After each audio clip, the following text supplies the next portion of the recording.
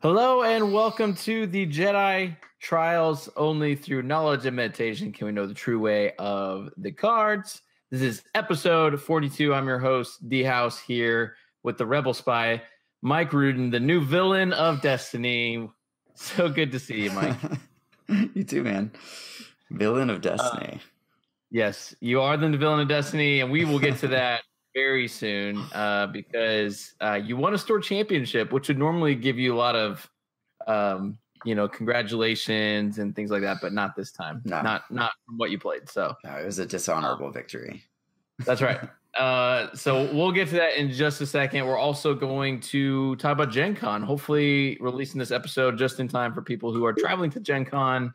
Sadly, not you and me. Sadly. But we are going to make some bold and baseless accusations and predictions for the meta.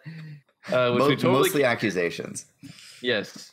Well, most of the accusations will be at you if you affect the Gen Con meta. Yeah. So that's what we're going to hit today, and should be a good episode. So let's dive right in, Mike. You won a store championship. Seriously, congratulations. You got your regional bye. Thank you. I do. Although I do have mixed feelings about that. I am not sure if I actually want to use it or not. Because like for me, when I don't play that first round, like I feel like I don't like get momentum going. So I almost would just rather play and see how it goes. Yep. But we'll see. I feel the same. When I use my store champ win by last season for regionals, I ended up going 3-3 in that regional, and I was like, felt gross because I was thinking like that means I would actually went 2-3 in that regional after skipping round one. Right. Did you feel weird not having played that first round?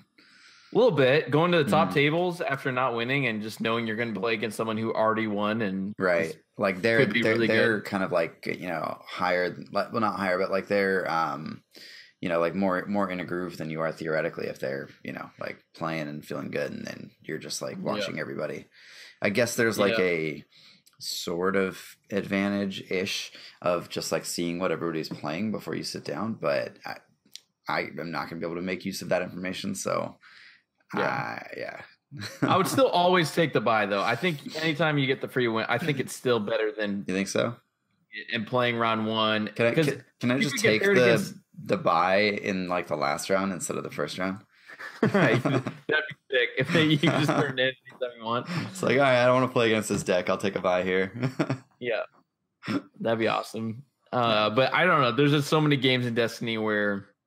You just don't draw what you need, or just crap out. And I would always take the free win, but we'll see. Anyway, so you did it. You won a store championship. There's 20 people there. Is that right? There were 20 people. Yeah. What was the store? Where was it? It was Emerald Knights Comics and Games in Burbank, California. So very nice. Like 15 minutes from me. All right. Most importantly, did you beat Tiny? Was he there? Tiny was not there. So Tiny has told me that I have a big asterisk on my win because he was not in attendance. But I think that just means that he lost, right? Because he went 0-6. So yes. But also, there are many asterisks on this win, Mike. Many asterisks. I feel like the asterisks are offset by something that I'm sure will be brought up. Yes. Okay. So if you're sitting there like, what the heck are they talking about? Mike, go ahead and tell them what you played. So I played Sabine and Calling in Favors, and that's it. So that's it. 25-point team. I didn't lose a single game all day. It was pretty crazy. I did not expect to do that. That's insane. Yeah, even like leading up to the event, I hadn't even played, I haven't played Destiny in a couple weeks, and like the morning of, I put up on Discord, I was just like, hey, like should I play Sabine solo or should I play Leia Yoda, which was like the other deck that I was interested in playing, and I was sort of convinced on playing Leia Yoda, like when I got to the shop, and I got there like an hour early because I thought that it started earlier than it did. And so I got a couple just like fun games in with some people, and I played one game with the Sabine deck, one game with the Leia Yoda deck, and just the Sabine deck felt right. So just decided to play that and did not look back from there. So, okay.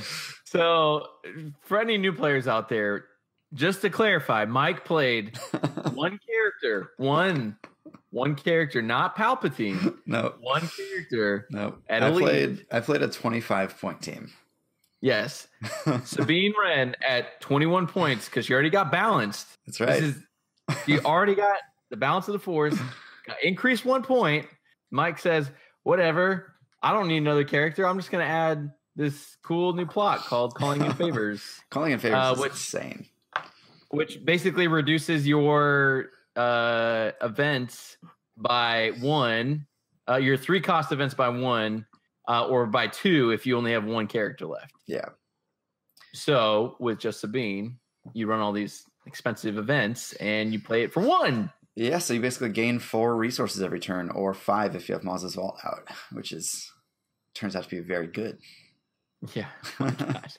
So you took an 11 health character all the way to the top and just won.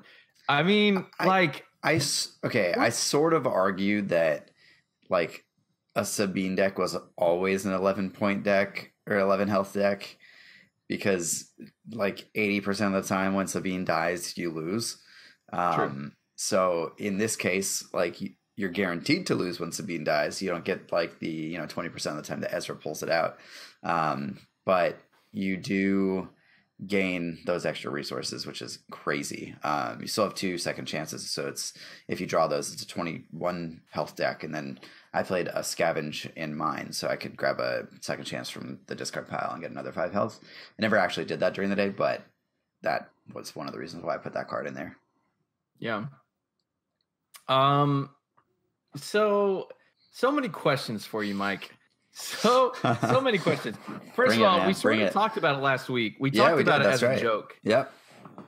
We're like, hey, he did this like total trolley deck. You should go watch this video. It's hilarious. That's kind of what I thought it was at first. I like, honestly, before the store championship, I've played probably 5 total games with that deck. So I wasn't like going in super confident thinking like, oh, this deck is the best. I thought that it had good matchups against the general meta. I have no idea what the meta at that shop is, or what the meta at that particular store championship was going to be, but it's really good against Mill, which seems like it's getting really popular. I think it's really good against like the Snoke decks, other than probably Cad Snoke, which I did not play against, fortunately. But yeah, once we get in the deck list of it, I'll sort of go over why I think it's good against the Snoke decks.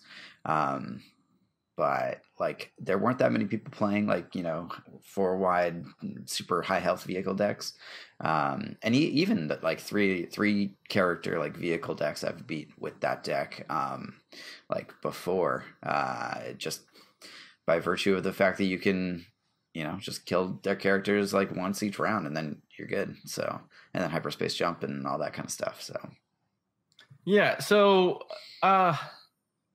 before we get into the deck list, so is Calling in Favors just busted? Is that the deal? Is this plot just? That's a good question, right? Yeah, I don't know. Yeah. I maybe, I don't know. I'm curious to see. Well, okay, so I think it's only quote unquote busted when you have only one character. And so I've been playing around with Calling in Favors a lot. Like basically since it was revealed. I didn't think it was that good at first, which I wholeheartedly admit that I was dead wrong about that.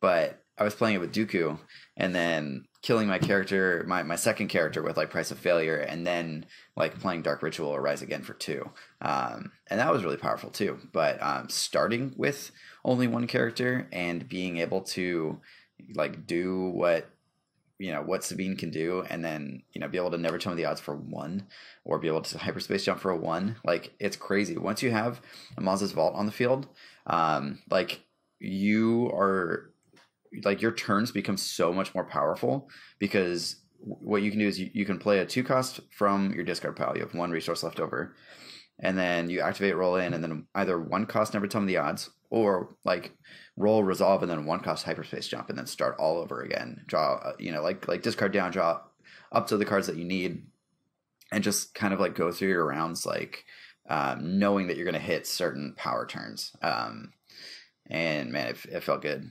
But I like. Can you think of any other like characters that Calling in Favors might be like super good in? For single character? Yeah, I mean, obviously Sabine is like the character, especially in Hero. Yeah. Are there any like high cost yellow villain characters?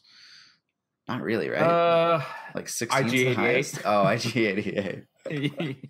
There you go, man. Which, hey, I love IG-88. So now I might have to. And he obviously struggles to get resources, so maybe maybe I will. Maybe I'll. Well, the other thing about it though too is like the 3-cost yellow events that are insane are all hero cards. Never tell me the odds. Bravado is really good, even though I didn't play it. And then hyperspace jump, like those are, and tenacity as well. So like tenacity. Hyperspace jump, never tell me the odds, I would say are like 3 of the like 5 best cards in that deck. So I feel like it'd probably be tough to play a single character yellow villain deck and get good value out of it. Although I haven't spent too much time looking at the like 3+ cost events in villain, so I'm not sure. It feels like hyperspace jump sort of makes the deck in a way. Like the turns that you can just roll resolve hyperspace jump are so powerful. It's crazy. Or just like have it as a safety valve if you need it for 1. It's just nuts. All right, so let's jump in. Let's go through the deck list because this will make a lot more sense for those who are maybe newer to the game. So you've got Sabine at Elite with Calling in Favors. You're running the Outer Rim Outpost as a battlefield. So nothing crazy, but that does give you. So Sabine's so fast. It's so good because you start your round then if you have Maz's Vault out with 4 resources. If you don't have Maz's Vault out, it's still 3 resources, which is basically all you need to be able to like do all your combos. So it's because you could play a 2-cost gun, ambush gun, and still have 1 resource for your 3-cost card. Yeah, exactly. So that was the reason I had that in there. Also, drawing is really, really powerful in Sabine. I only have like 7 dice cards, so trying to find like a second one to put in the discard pile if I like after the first round, if I only drew 1 in my opening hand, which was the case most of the time. And then just like the faster you get through your deck, like the more consistently you'll be able to get to those power turns. So the draw is also super good. I thought about doing like one of the other sort of like, take advantage of a fast battlefield type of decks like what's it called? Frozen Wastes, like that kind of thing. But the resource and the card is just too good. Yeah, for sure. Yeah. All right, so for upgrades, so I'm gonna read the upgrades so that you can talk about them. Okay. Read through the deck list. So I'll read all of them and then you can comment on them. So you've got 1 Darksaber, 1 DL-44, 2 Hidden Blaster, 1 Holdout, 2 Second Chance, 2 X8 Night Sniper. So first of all, talk about the Darksaber.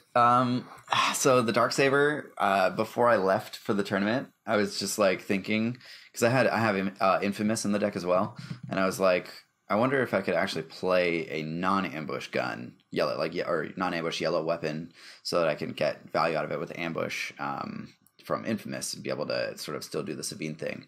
And I was trying to think of like which one would be best. I considered the Vibro Cutter Axe because I have like no ways to deal with shields other than just dealing an extra 3 damage, which turned out to be fine. But then I was like, oh, Darksaber's card, and it seemed fun and thematic, and so I was like, okay, I'll switch a card out. I switched out one of the DL-44s just because that was like I want a a certain amount of 2-cost upgrades, or two cost like ambush upgrades. So I wasn't going to cut any of those. I had already cut one holdout blaster, so it was the DL44 or nothing. So cut that. It could easily have been another DL44 or pretty much like anything else. I think I only played it like 2 times maybe, and it was quite good when I did play it. But I could have won those games without it probably. So yeah.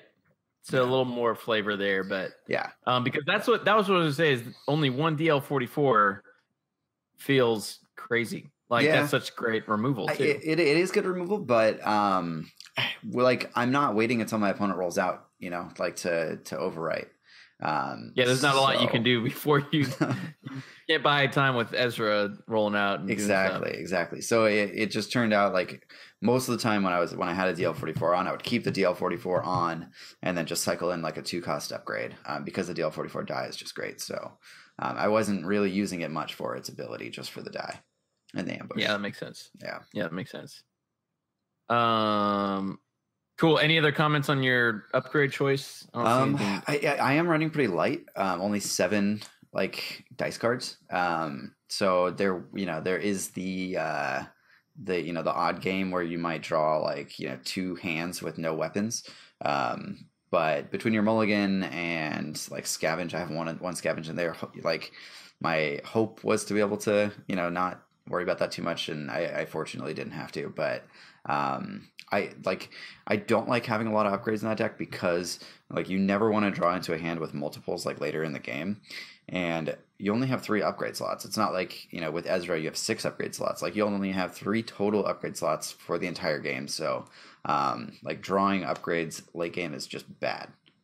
So I wanted to try and have as few as possible while still being able to like reliably get a turn 1 weapon. So Yep. Very cool. All right, so you've got 4 supports. You've got 1 Infamous, 2 Maz's Vault, 1 Running Interference. Mm-hmm.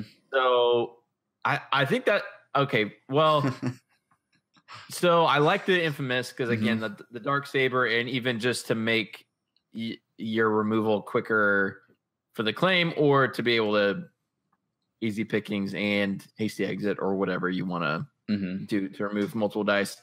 But the 1 Running Interference, I think that surprised a lot of people. Yeah. I honestly might even go like to Infamous and no Running Interference. Yeah, it sounds weird, but like you have the money to play the Infamous, and it's just a better card. It just does what Running Interference does, just better. For what you usually want to use it for. Like, yes, there are like corner cases where Running Interference like does just really weird stuff that sort of like locks your opponent out of doing something. So I did have one game where my opponent was playing Kylo Snoke, and they roll out Kylo and hit like a few damage sides, and then I roll out Sabine, deal my damage, and then Running Interference off of resolving dice. So you couldn't resolve his dice to deal damage to me. And then he did something else with my next action, a hyperspace jump. So it's like things like that are really good with Running Interference. So it's like I wouldn't necessarily want to take it out of the deck, but I don't necessarily either want to, like along with the Infamous. I feel like that was maybe too much. But I mean, I like basically my thought process behind it when I did it was I want an Infamous in here. What do I take out?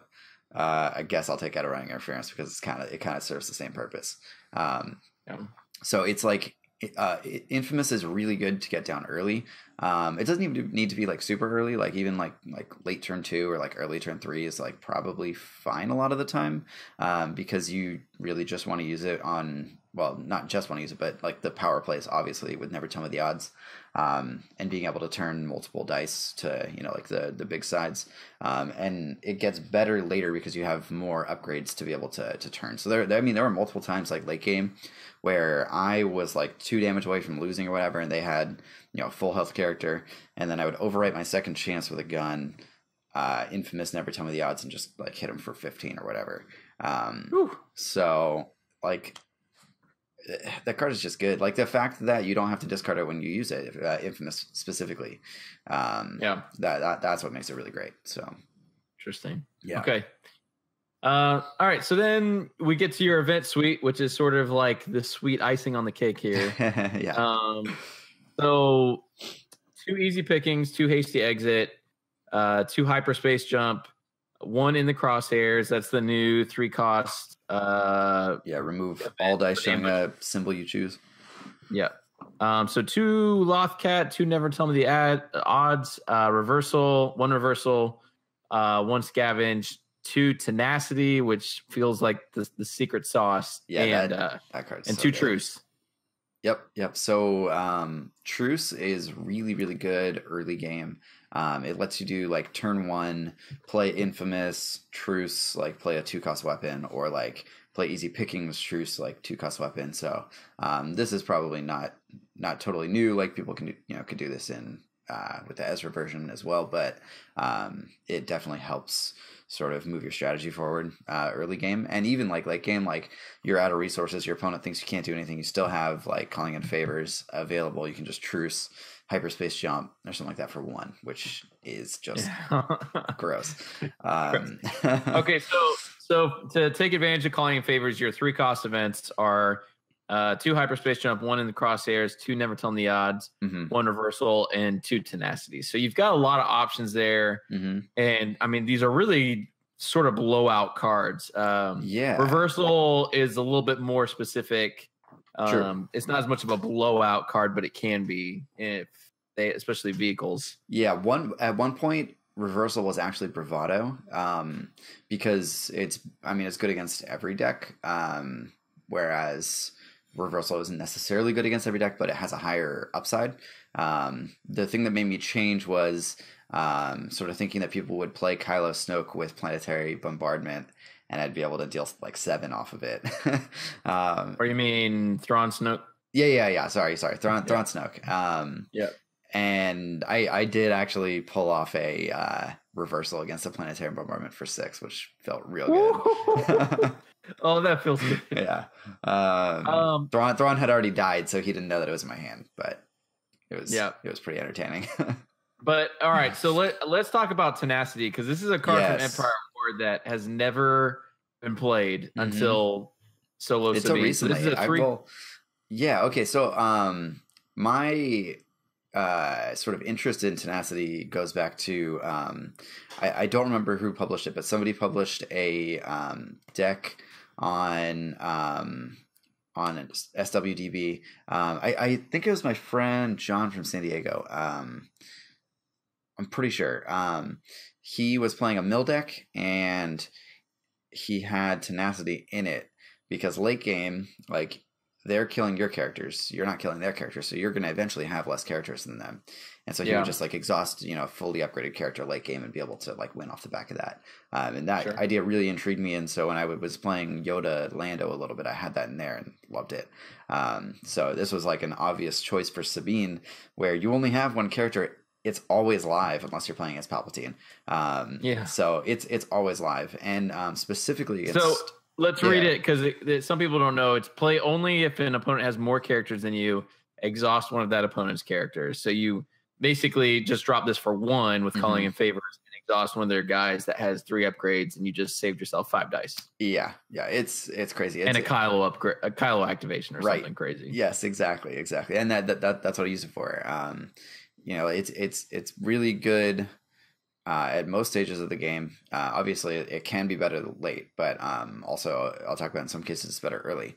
But yeah, I mean, just being able to like turn off, like they're fully loaded Kylo and Snoke has nothing, and you're just like that's almost better than a hyperspace jump, because they can't really do much, but you still get to do your whole turn. So against certain decks, it's just crippling. The times when it's good early is against the Snoke decks. I actually like hard mulligan for that card, because if you can tenacity their non-Snoke character like before they roll them, like it turns off Snoke's power action for the entire round, and like Snoke by himself doesn't do a ton. So like against like Thrawn Snoke, when I played against it, I had tenacity in my opening hand.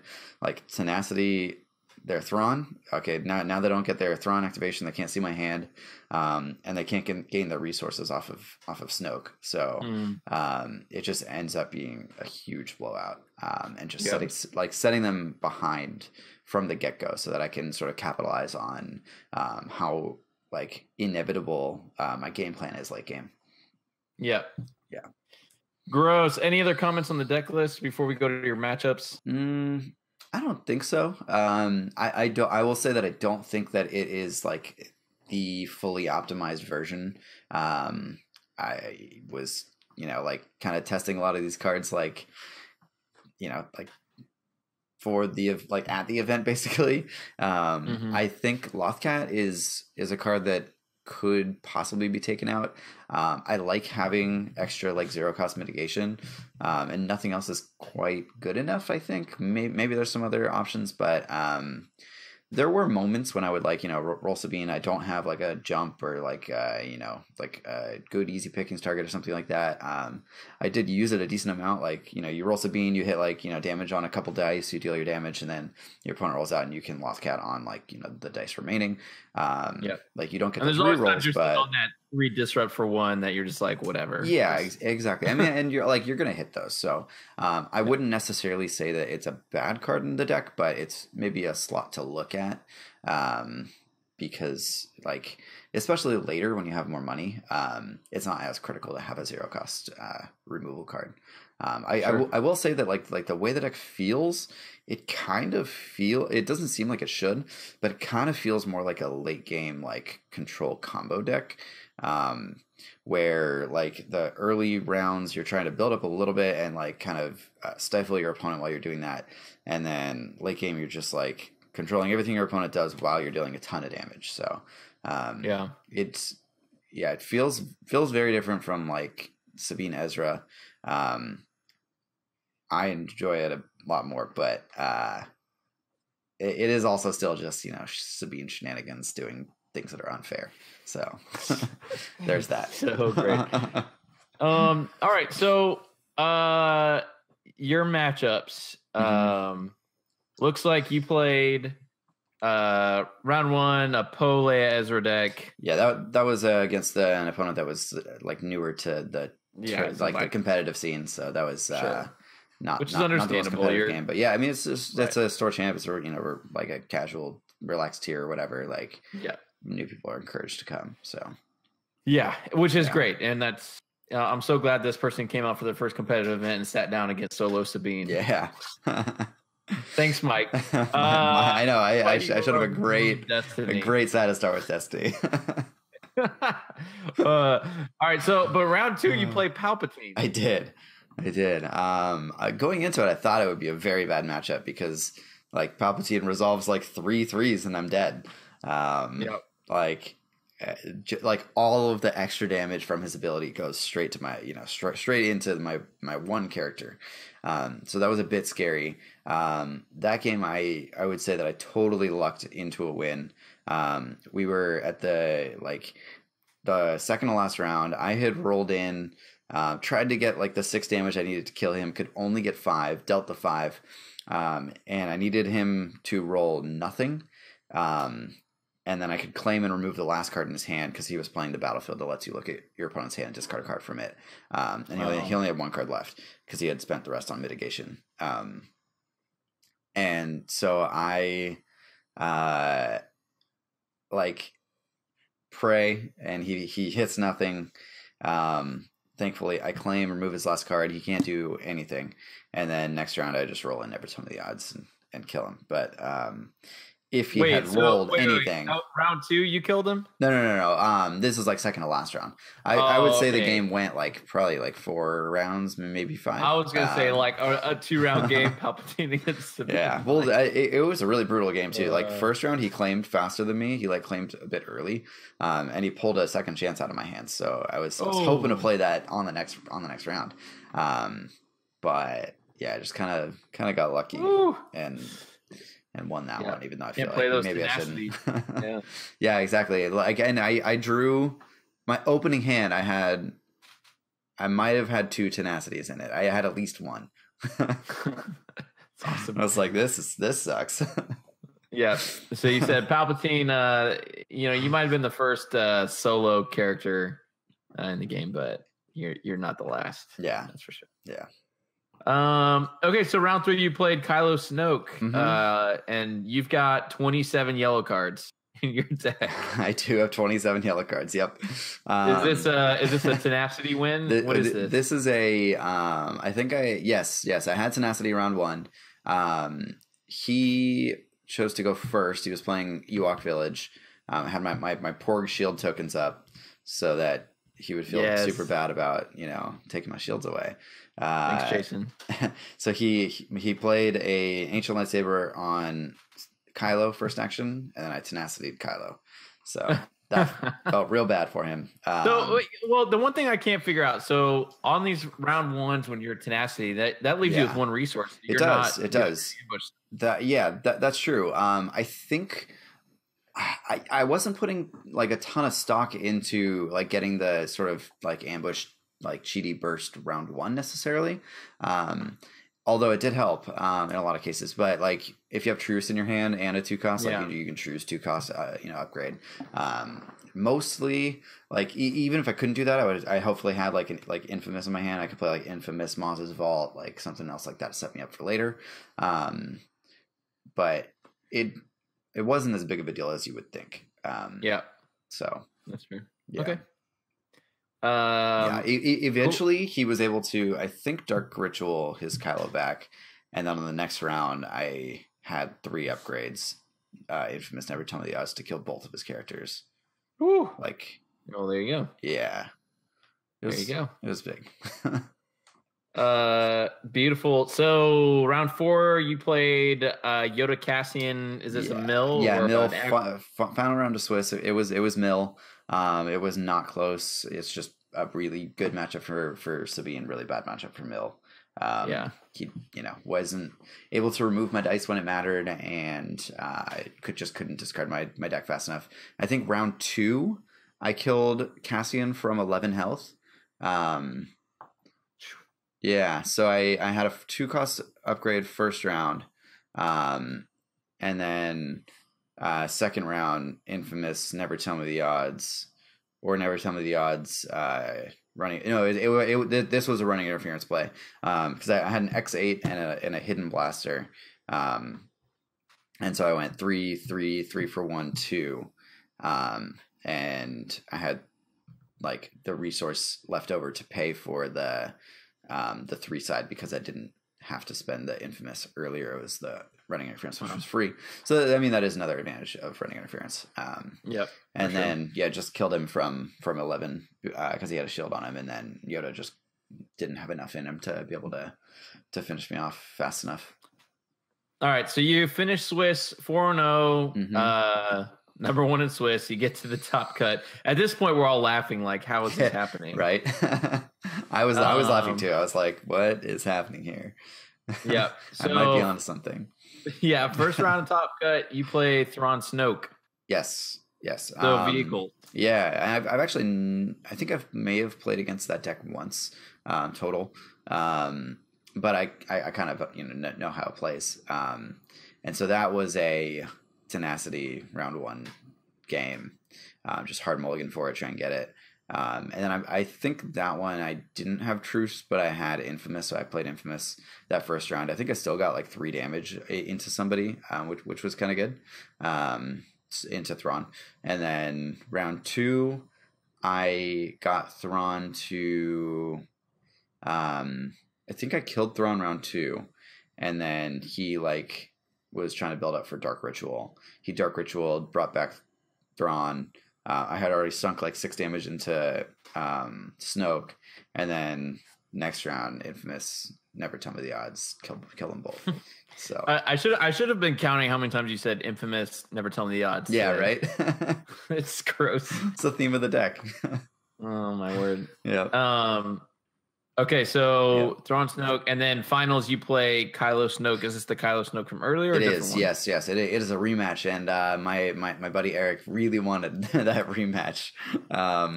But this game was actually like less close than the first game. I was just able to come out with a ton of damage, and I think I killed Kylo round 2. And he might have Dark Ritualed him back, but it didn't. It didn't last long with between the in the crosshairs, hyperspace jump, tenacity plays, like, you know, every round he was just kind of getting wrecked. So goodness gracious, worked out in my favor. and that's how you won a store championship. That's it, yeah. So Mike, I just have one question for you. I don't feel good about it. Why? Why did you do this to us? Why did you? Maybe I can encourage, and everybody can encourage a Sabine ban now. Sabine ban.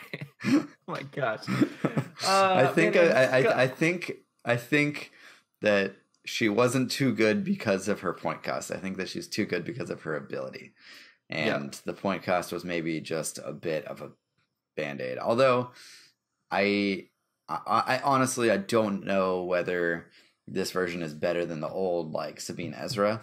I played a little bit of that deck, but not a ton, so I can't speak to that. But I don't know, man. You just turn one tenacity Sabine, like, well, like, well, roll out your Ezra. But I mean, you're like, the Sabine Ezra is going to win the roll off every time. They're going to go first, and then you're not going to be able to do that because then they're going to. Well, I don't know, because then they'll roll Ezra first. And then because they got to get an ambush weapon in discard. Okay, so maybe this Sabine deck could beat that Sabine deck, but... yeah. Oh my gosh, we need to play this on TPS. That would be hilarious. That'd be great. Oh, it's so gross. Okay. Man. I just find it funny that it did so well being a 25-point deck.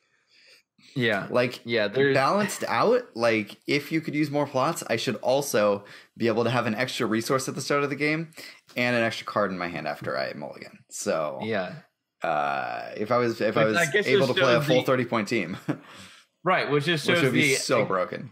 The clear, like, unbalance in Sabine's design. Yeah, like, and I mean, everybody they had some thermal weapons and not. Yeah, like, this is not news. Everybody knows this.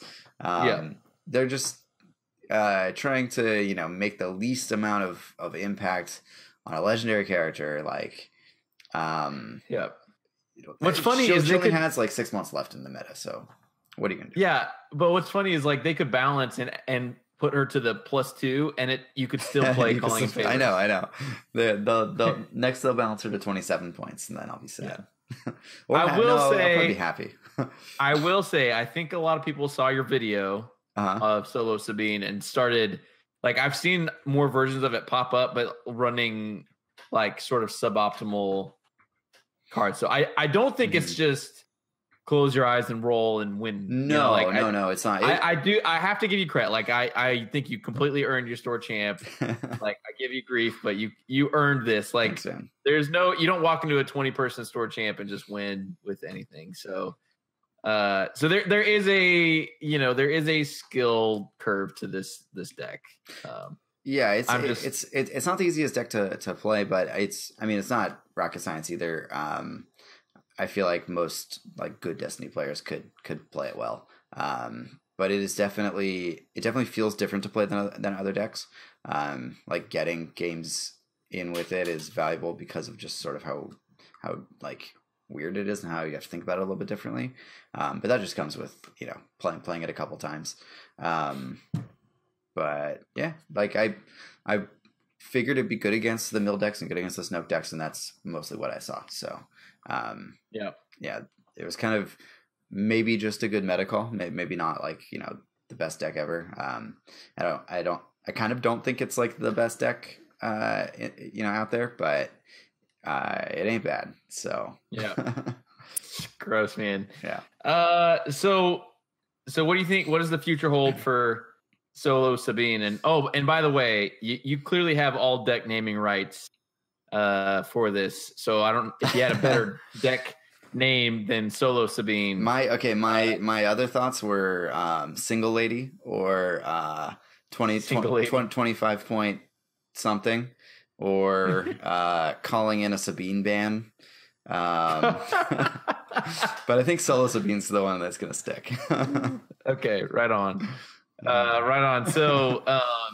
So is Solo Sabine just a good joke, you know, on poor Jeremy at FFG headquarters trying to figure out what to do now? Yeah, I hope not.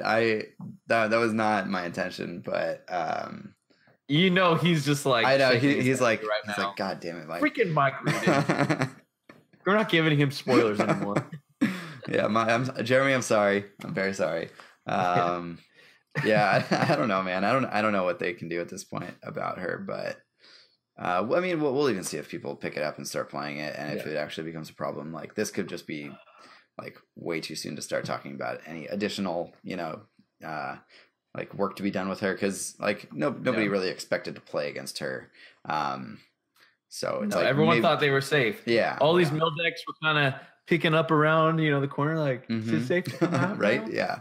Well, and it's like I come to the table and I have like one 11-point character and a plot, and then if someone's not played against it before, they're like, okay, what is this guy doing? He's only playing a 25-point deck. This looks like garbage. And then and then stuff happens. But yeah. I don't think I've laughed nearly as much than like, so I posted your result on like our social media for Jedi Trials and on the Star Destiny page, and just the comments that were flooding in everywhere from like mad props to Mike, he's a champion, whatever, to like, well, when Sabine gets the band hammer, we know who to blame. Or like people just ticked like, I thought we were done with this, and here we are, like, so not bad. Oh my god. Yeah, it was funny too, because straight from the event, I went over to my parents' house and like cooked dinner, had a family game night over there, and we were hanging out until like 11:30, and then I got back home and like logged onto Facebook, and it's just like 60 new like notifications. Just like, what has happened? Oh my gosh. That's really good. I already have a friend who is texting me going to Gen Con, like, hey, like, should I play Solo Sabine at Gen Con? Tell him yes, he definitely should. Oh, also huge shout out to our buddy Bobby Sapphire, Mike Gem, who is sending me a set of pink Sabine tokens for my troubles. Yes. So Mike, you are awesome. We love you. You're the best. Yeah, I was just listening to the Hyperloops podcast before this, and he made a comment about, like, because they just recorded and posted it, about how, like, he was ready to, like, unsleeve Sabine until you won a store champ. Really? Oh my gosh, I have to go listen to that. Yeah. So that's awesome. So anyways, all right. So yeah, I mean, please send all of your hate mail. Mike Rudin at California Avenue, California. I can take it. And I apologize. I'm working on finding a new co-host, guys. Don't worry, it's coming. Someone who clearly hates Sabine and would never do that. But you can get Mr. Chip on here. There we go. Oh my gosh, I can't wait for the next discard to reroll. Like, that's just that's great. So speaking of, we only have a couple minutes left. But Gen Con is this week. Some people listening to this might be on their way to Gen Con. So let's just make some predictions. We don't get to some wild speculation. So. Wild. Yep. So first of all, before we jump in, I want you to predict, a top 8. I want you to throw some bold predictions out. So before I predict a top 8, before you're about to say what you're going to say, if you were going to Gen Con, what deck would you bring? If I were going to Gen Con? That's tough.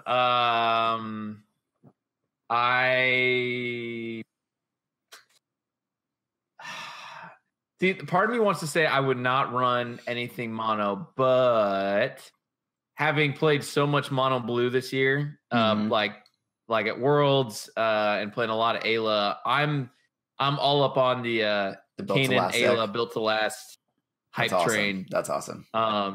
That's a really cool deck. It's oh my gosh, and with honed skills, like the last character typically always has like 4 or 5 upgrades on him when you roll either Kanan out or Ayla. It feels so, like, again, those plots, man, they can do some crazy they're good crazy things when all of your unique upgrades have redeploy and you're always getting these resources back. And so it only has 20 health, so it's like I mean, you have to make a lot of great decisions. I finally lost to a DJ Phasma deck because I just couldn't stop all the indirect, and I couldn't shield up quick enough, and Yeah. We were on Frozen Wastes, so it's like, ouch. Even if so it just, so I just couldn't do it. I would play differently next time, but it's just, I don't know. Like, honestly, if you made me choose right now, I would take Kane and Ayla Built to Last. That's awesome. Because I don't think a lot of people are playing it yet, but it did win a store champ. I just heard. I don't know who, so I apologize to whoever that is. But someone won a store champ with it. And it's just so much fun. I mean, like, Ayla's got that crazy special, and with the Kanan Focus, you like, if you roll out Kanan Focus, you just have so many options to like sort of mitigate, and blue removal is just crazy. Yeah, it's just the best. So yeah, I'd probably take Kanan and Ayla Built to Last. Cool. What would you take? Because Mike Gem called me out and said, if you play Solo Sabine, I will, I'll give you these tokens, whatever, which he's already given me. I would play Solo Sabine for sure. Just to do it. Just for fun. Yes. If I wasn't playing Solo Sabine, I would probably play some kind of mill, but yeah, probably some kind of mill, because I kind of wanted to play mill last year, but I played Palpatine instead, and sort of wished that I had played mill. So that would be my backup. Yeah, you played Palpatine last year, so maybe you're just like a one character kind of guy. Maybe. Maybe you need to go get Awakenings Poe back out and just do single die Poe. Play Elite just Poe, Elite Poe, and then what? Long term plan. Elite Poe long term plan. That sounds like an amazing deck. By round 3, you roll those 2s and 3, you hit and run. You just do 4 damage, 5 damage, whatever. It's fine. I'm trying to think of it, even if Calling in Favors was like red, like would Poe even be good enough? I don't think he would be.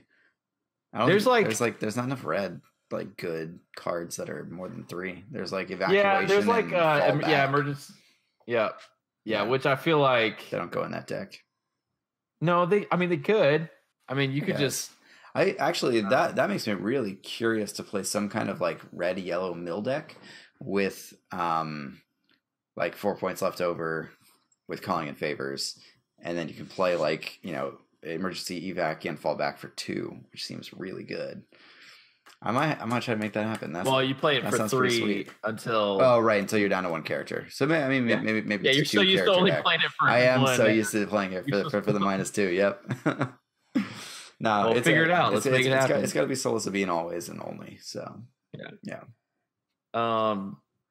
So yeah, but that said, I'm probably done with that deck. I get very like ADD about the decks that I play. Like once I play a deck at a tournament, I'm just like done with it, and I'll move on to something else. So I do have another store champs this coming up weekend, and I'll definitely be playing something different. I have no idea what that is, but it'll not be Solo Sabine. Meanwhile, you're gonna have to play against like multiple Solo Sabines because everyone. So I'm gonna play a 4-wide vehicle deck. Hopefully, that's good against it. Yeah, there you go. So, I don't really want to get into. I was gonna ask, like, is the Kylo effect like too strong right now? I don't know that we have time to really dive into that. We might have to save it until after Gen Con, and maybe we'll have a little bit. We can save that for later. My short answer is no, but your short answer I think is yes. So it'll be a fun discussion to have in the future. Yeah. Yeah. I have to say, if Kylo wins Gen Con, if he wins Gen Con and he's represented multiple times in the top, I feel like something's got to be said for that. Maybe. I don't know what. I mean, he's a good character. He's always been a good character, but somebody is always going to be like that good character. I don't know. We'll talk about this another time. Yeah, I guess I don't like, because there are good characters, but when it influences you can't, you're like deck building options. I mean, like that's what Sabine did there, right? It's like, so Sabine exists, so you can't play mill. Like vehicles exist, so you can't play like this deck. It's like there's always things that are good against other things. It's good against something that is already inherently like worse. Like, you know, it's worse to have a single color in most cases than to have the, you know, additional cards from another color. But long story short, I think that if your deck isn't good enough to beat Kylo as a monocolored deck, it's probably not good enough to beat the other best decks in the meta anyway. That's my theory anyway. Yeah. I guess the thematic side of me wishes like thematic builds were rewarded more. You just want to play your trash red hero decks, and you're sad that you can't do want to play my red because heroes. Kylo is good, but yeah, the red hero decks are just bad anyway. So okay, no, take that out of the equation. But okay. Like let's pretend that like Cassian Partisans or Kanan Aelit's. Like I mean, wow, like, that really sucks. Like is Cassian Partisans good enough against like, you know, like Thrawn Snoke, or good against like you know, any other good deck? Like, is it good enough to beat them? Well, I'm not saying it has to be that. I'm just saying. But sure. But it's like what exactly is Kylo stifling? It's like what deck specifically can you now not play because Kylo is just so, you know, like so out of this world powerful that you just can't play this deck straight up. That's a sticky point for me. It's like, I don't think that totally exists. I think like maybe certain, like that matchup is really bad. Or is like, you know, maybe closer to like a 45-55 than like a, you know, 50-50 or like a, you know, better than that anyway. But I don't think that's necessarily bad for the game. But that's just my opinion. Yeah, I feel like Kylo player being rewarded for just happening to sit across from a monocolor deck and having to work at like basically not at all. If it's a mono deck, you just call that color and then you get 2 free damage. It feels like you're literally doing nothing to earn this. You just happen to get a good matchup. Maybe. I mean, like there's no other, like I can't think of any other deck where it's like even Sabine against Mill, like Sabine still has to work. Like you still have to do something. Like yeah, a little bit. And I mean, and vehicles not even close. Mill, it's not like Mill should beat vehicles, but they still have to work at it. It's not like just a free win. I feel like, but I see that's where I disagree. I don't think that the Kylo is a free win either. You're getting like, you know, I mean, like if your deck is fast enough to kill Kylo like by round 2 or 3, like yes, you're taking an extra, you know, 4 to 6 damage. But that's baked into his point cost. Maybe, you know, certain people think that his point cost is too low, but I disagree. I think that even if he was 18 points, he would still be in the meta. I don't think that, like, yeah, I don't know. The thing that I think, like, people that dislike him, like, do you want to ban him so that he's not part of the meta, or just like make the decks that he's in worse so that he is in a more, I don't know, like level, personally, quote unquote, level playing field? But I don't know. If it was me, I would just change it from 2 damage to 1 damage. Yeah. I mean, it's so hard to errata something like that, right? Right. I'm not saying this is what they should do. I'm just saying, like, if you were designed to deal 1 damage instead of 2, that would have, I agree that would have been a better way to go. I would have put him like in parallel with Rey, which would have been cool, because she deals 1 damage when she activates. Right. Right. So, and it's like, yeah. But even Rey has to work a little bit harder. Well, a little bit, right? Because if Rey has a shield, then it always happens, and it's so easy to get a shield onto her, right? Like you've played that deck, so like how many times do you roll her out and she doesn't have a shield on her? Like showed a lightsaber, like okay, like that's not that hard to do. Yeah. All right. Well, we'll pause here. Let's see what happens. Con. Yeah. We'll see what kind of conversation we're gonna have after we see the results. Let's see what happens. I'm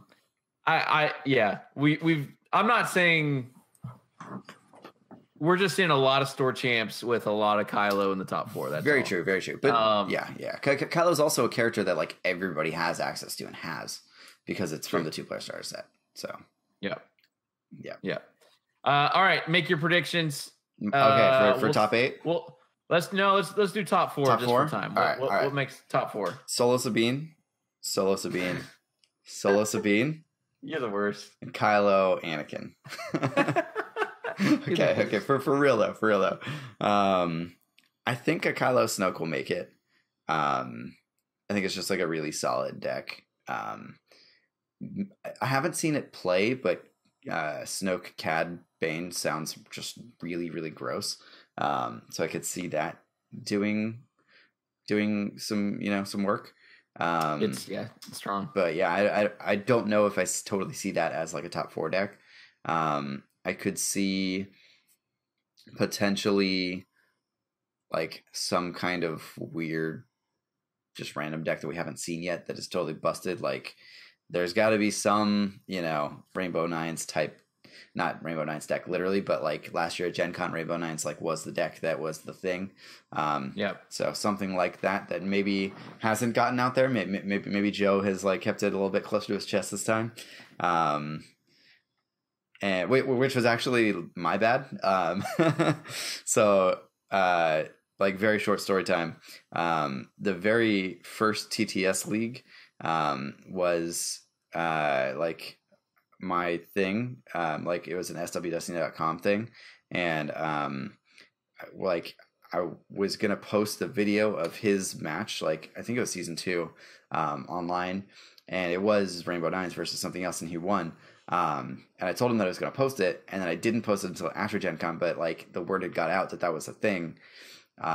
So if I had actually posted it, it wouldn't have been as bad. Or if I had not told him that I was going to post it and I didn't, then it would have been more of a surprise. But it was not. So that was the short story time on that. That's why you're the Star Wars Destiny villain. Yeah, apparently. Yep.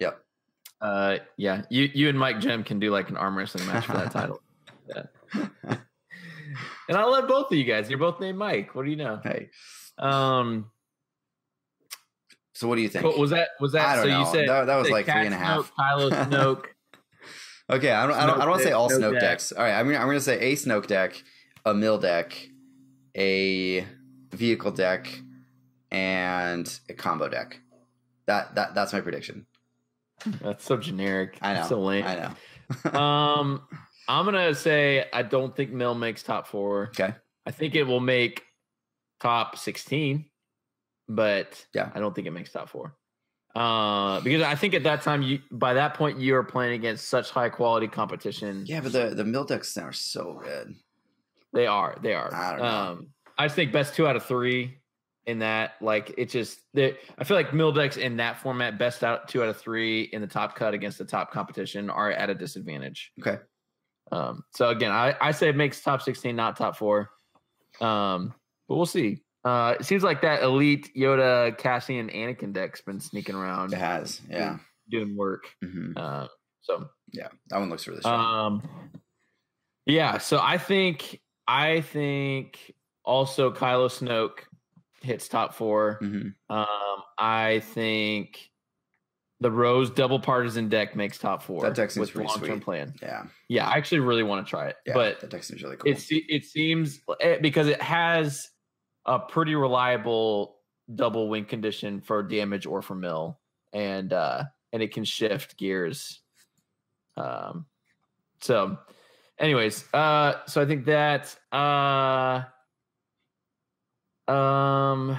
gosh, Mace Windu. I think Cassian will get in there. I think Cassian is just good. Mm-hmm. What exactly the Cassian deck looks like, I'm not 100% on there. Yeah. And a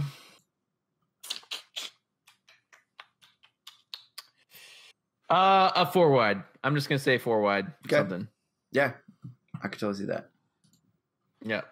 So just because I think we see a lot of 4 wide stuff do well, and with indirect damage becoming more of a thing, it's like it's not nearly as hurt by it. So we'll see. Yeah. So next week we'll come back and see who got it the most wrong. Yeah, you didn't actually make any decisions. You just said. All right. Fine. Kylo you just named the 4 genres of decks in Destiny. All right, Kylo Snoke, Yoda, Cassian, Anakin, some kind of 4 wide vehicle deck, and a mystery deck that I don't even know yet. That one I'm not conceding my elusiveness on that. It's gonna be some deck that nobody's heard of. It's the Elite Awakenings Poe Gungan Warrior long-term plan deck. Yes. Oh wait, can I just say my fourth one's Gungans? Hey, that's it. That's it. Do it. Bold move. I like it. That's it. I like it. If Jar Jar makes the top 4, oh man, I will be very happy. So great. All right. Well, that's it. For those of you going to Gen Con, good luck. I'm so bummed I won't be there. But I'm sure it'll be lots of fun. I don't know if FFG is going to be making any announcements for Destiny. I would put money on it that they are in some capacity. Although what that is, I have no idea. Yeah. Although I would have bet money that they would have done it at the Hyperspace Report too. So yeah, I may lose some money here. Never forget Worlds 2018 Hyperspace Report. Never. In case you're listening to this and you forgot about it, remember it. Remember the sting. All right, let's close this thing out. Be sure to check us out at thejeditrials.com, iTunes, Google Play, Stitcher, TuneIn Radio. We have Patreon, patreon.com/thejeditrials. Thanks to my buddy Nick Grounds. He jumped on the $10 Patreon tier. Thank you, sir. $10 Patreons, be on the lookout. Beautiful things are coming your way. Also $5 supporters. So be sure to like our page, facebook.com/thejeditrials, so you can give Mike lots of grief about this deck decision making. And I think that'll do it. At youtube.com/thejeditrials, we're putting content on there, including this. If you're not already watching on YouTube, just so you know, you can watch these episodes on YouTube and look at our beautiful faces that are made for radio. I think that's it. Mike, any final thoughts? Yeah, I just want to say real quick, I think that this store championship season is so much better than last year, when like you either play Pomaz or you don't win. So I'm just very, very thankful that the meta is in the spot that it is in. There were so many different decks that were out there at the store championship that I was at. And it makes me very excited for this next one. So that is how I feel. Love it. All right, guys. Well, thanks so much for tuning in, and may the dice be with you. See you next time.